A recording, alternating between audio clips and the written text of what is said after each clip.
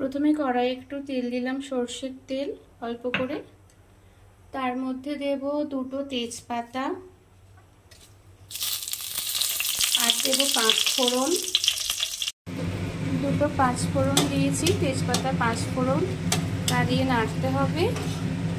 নেড়ে এর মধ্যে রয়েছে আদা বাটা, জিরে বাটা, লঙ্কা বাটা, রসুন, আর আছে সস, টমেটো সস, লঙ্কা গুঁড়ো, সব কিছু মিক্সড করে এটা দিয়ে দেবো কড়ার মধ্যে। এবার অল্প নাড়বো।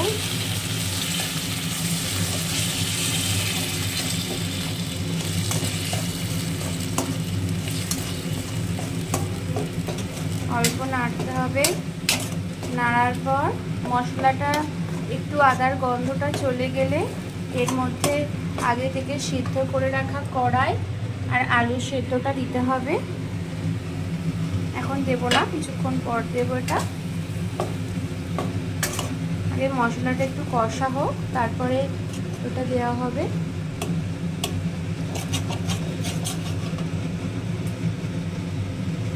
এর মধ্যে অল্প চিনি আর নুন অল্প করে দেব, অল্প নুন দেব, অল্প চিনি দেব, চিনি দিয়ে একটু নেড়ে নেব। এবার কড়াই সেদ্ধগুলো এর মধ্যে দিয়ে দেব, যা আগে থেকে সেদ্ধ করে রাখা ছিল। এবার একটু ভালো করে কষতে হবে।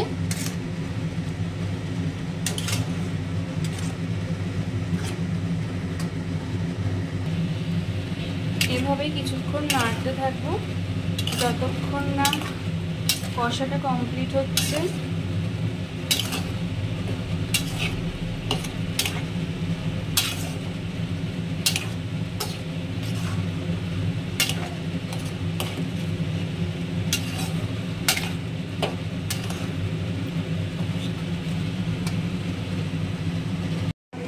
এবার এর মধ্যে একটু গরম মশলা গুঁড়ো দেব, সানরাইজের শাহি গরম মশলা অল্প দেব।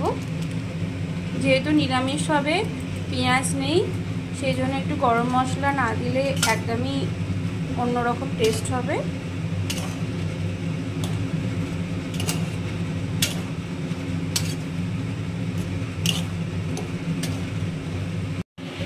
আগে একটু নুন দিয়েছিলাম কষার সময়, এখন আর একটু নুন টেস্ট করে দিতে হবে অল্প করে।